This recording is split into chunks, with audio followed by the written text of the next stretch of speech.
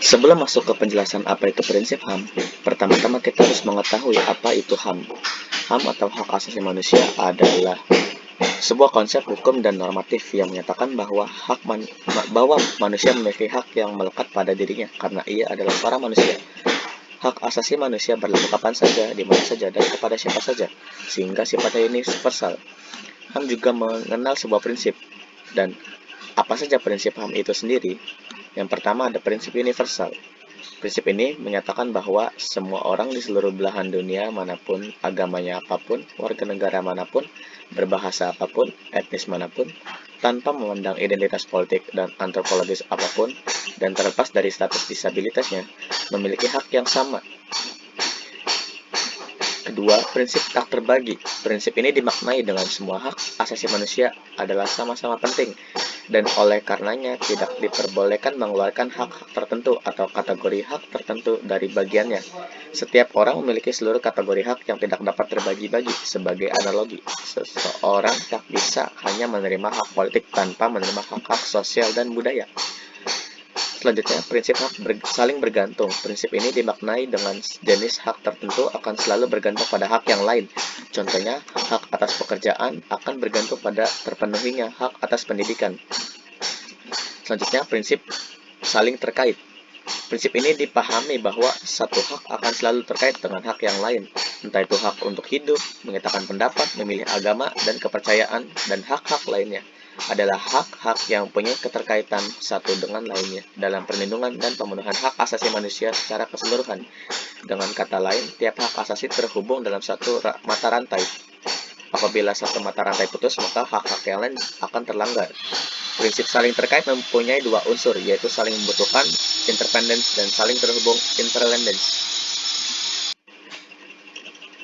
Selanjutnya, prinsip kesetaraan. Kesetaraan masyarakat adanya perlakuan yang setara, di mana pada situasi yang sama harus diperlakukan dengan sama, dan di mana pada situasi berbeda, dengan sedikit perdebatan, maka diperlakukan secara berbeda. Kesetaraan juga dianggap sebagai persyaratan mutlak dalam negara demokrasi.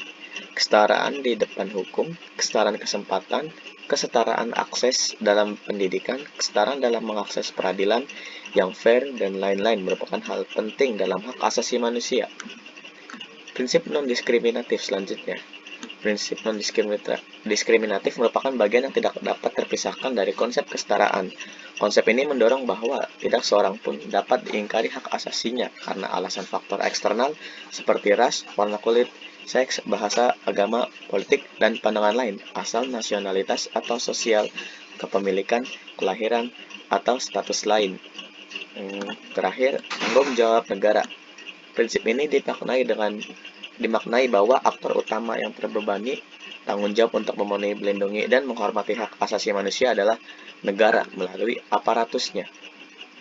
Prinsip ini ditulis di seluruh konvenan dan konvensi hak asasi manusia internasional maupun peraturan domestik. Pasal 71 Undang-Undang Nomor 39 Tahun 1999 secara tegas mengatakan bahwa pemerintah wajib bertanggung jawab menghormati, melindungi, menegakkan, dan memajukan hak asasi manusia yang diatur dalam undang-undang ini, peraturan perundang-undangan lain, dan hukum internasional tentang hak asasi manusia yang diterima oleh negara Republik Indonesia. Berikut saya akan membawakan contoh kasusnya, yaitu kasus pelanggaran HAM yang terjadi di Filipina pada tahun 2016. Pada tahun 2016, banyak sekali ribuan warga Filipina sejaknya ketika wacana perang melawan narkoba diluncurkan. Perang melawan narkoba di sini benar-benar dilakukan menggunakan senjata. Jadi setiap individu yang terbukti menggunakan narkotika akan langsung dieksekusi atau ditembak mati. Yang lebih mirisnya, pemerintah tertinggi seperti memberikan izin untuk membunuh para tersangka narkoba. Lalu, prinsip HAM yang dapat dikaitkan itu apa? Jika dihubungkan dengan kasus tersebut, prinsip yang dapat dikaitkan adalah prinsip universal dan tanggung jawab negara. Untuk yang pertama, prinsip universal. Seperti yang dijelaskan sebelumnya, semua apapun manusia itu sama di mata hukum, memiliki hak untuk dilindungi dari diskriminasi yang terjadi kepadanya. Begitu pula dengan masyarakat yang ada pada pada masalah tersebut. Mereka harusnya dilindungi oleh suatu badan lembaga untuk dilindungi haknya. Karena dia seorang pengguna narkoba, bukan semata-mata kita main membunuhnya. Mereka juga manusia yang masih memiliki hak sejak dia lahir untuk dilindungi. Para pembela hak asasi pun juga harus mendapatkan perlakuan yang sama di mata hukum. Mereka harus diberikan perlindungan agar mereka tidak terancam dan mengalami tindakan-tindakan kekerasan yang terjadi. Prinsip kedua yang dapat dikaitkan adalah tanggung jawab negara. Negara harus melindungi hak asasi warganya melalui aparatusnya, bukan memberikan sebuah aturan untuk melegalkan izin membunuh kepada para tersangka narkoba ataupun pembela hak asasi.